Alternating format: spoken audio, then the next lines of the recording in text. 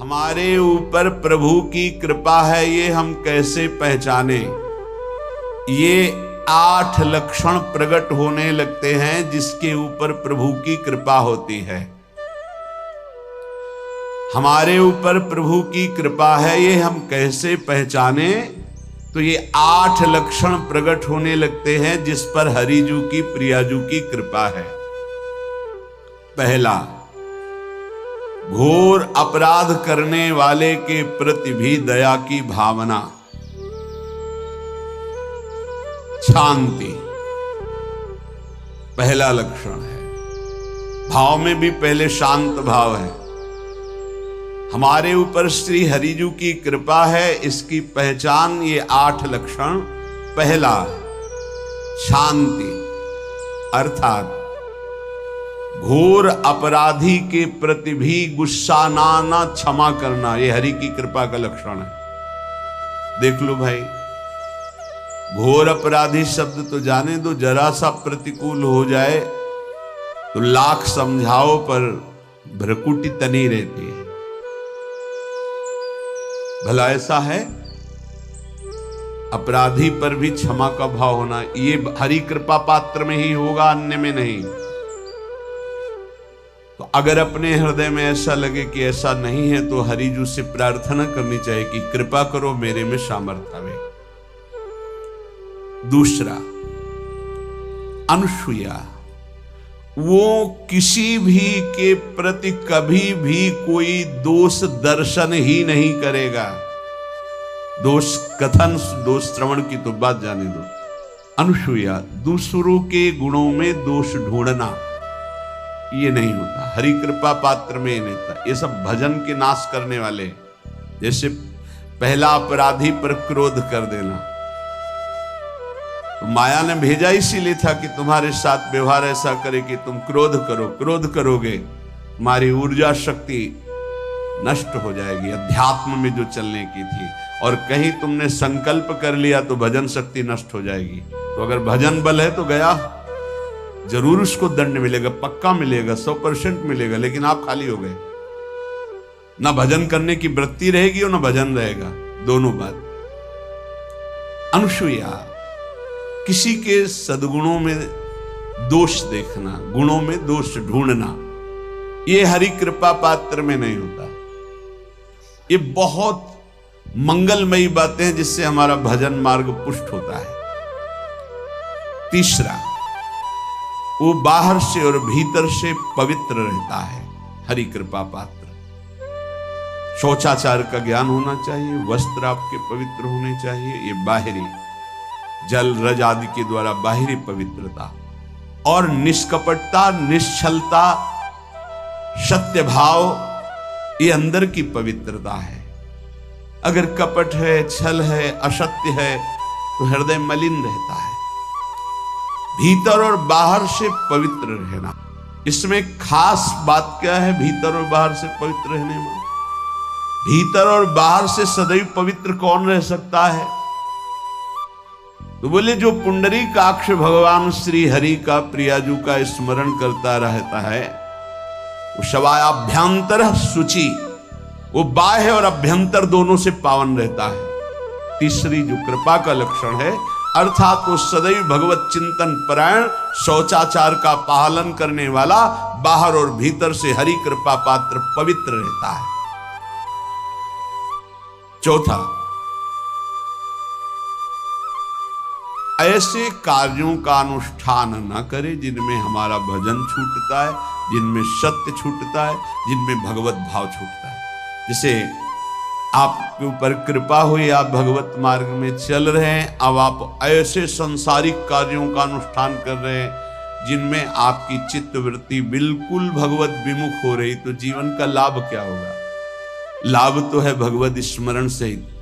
कल एक ने प्रश्न किया कि मैं खाता तो नहीं लेकिन मांस के दुकान में मांस बेचता हूं, होटल आदि, क्या उचित है? ये उचित कैसे हो सकता है? तुम और भी तो व्यापार कर सकते हो। जरूरी है धर्म का पालन करने की इच्छा करते हो, धर्म आचरण करते हो, ऐसा नहीं। तो विरत बहुकर्मा, उन कर्मों से हमें विरत रहना है जो हमारे धर्म के विरुद्ध है, जो भजन के विरुद्ध है। हरि कृपा पात्र ऐसे कर्मों का अनुष्ठान कर ही नहीं सकता। अपने भजन का फल देखना भगवत कृपा पात्र की, सबको प्रदान कर देना। हिम्मत है? अपने भजन, इतनी मेहनत से किया हुआ भजन, भजन होने के बाद हे प्रभु इस भजन का फल हो, सर्वे भवन्तु सुखिना सर्वे सन्तु निरामयः।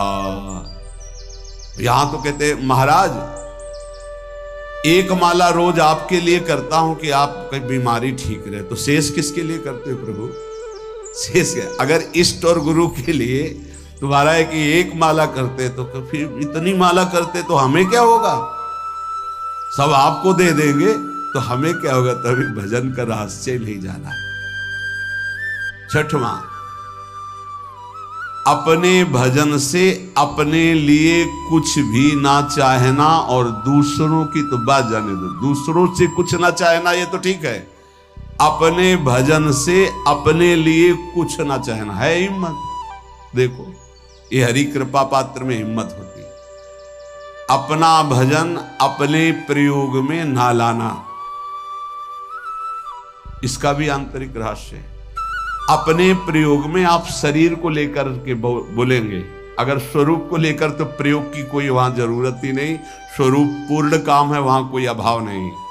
जब आप कोई भाव अपने लिए करेंगे तो देह भाव होगा, देह भाव से किसी विषय की मांग होगी। विषय पूर्ति भजन का फल नहीं होता, भजन का फल होता विषय निवृत्ति। बहुत जोर की बात है, कैसे समझ गया?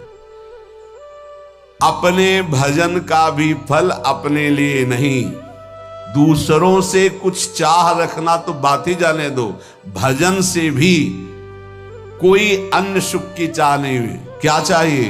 भजन ही बनता रहे, भजन का फल भजन बनता रहे, खूब निरंतर जप करते रहे। सातवां, किसी भी मान सम्मान कीर्ति पद प्रतिष्ठा के मिलने पर हृदय का असंतुष्ट हो जाना, यह हरि कृपा पात्र का लक्षण होता है। प्रणाम नमस्कार जय हो तो हृदय में असंतुष्ट हो जाना चाहिए। कोई किंचन मात्र अभिमान न उदय हो जाए। प्रभु बचाओ, ये माया की चकाचौंध से बचा लो नाथ। कौन सा अपराध बन गया कि आपकी जय की जगह यहां हमको ऐसा सुनना पड़े।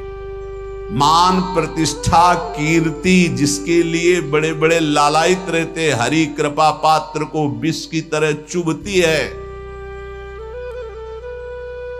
और आठवां, किसी भी प्राणी समुदाय से संबंध ना रखते हुए सब पर दया की भावना, सब पर कृपा की भावना, सब पर करुणा मैत्री पर किसी से ममता नहीं।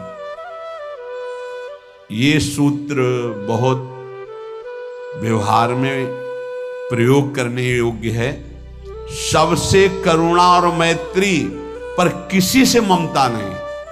करुणा तो करी भरत जी ने, मैत्री भी की मृग से, पर ममता रहित नहीं रहे। ममता कर ली तो अगला जन्म हिरण्य का हो गया। ममता नहीं रखनी, निर्ममो निरहंकारा।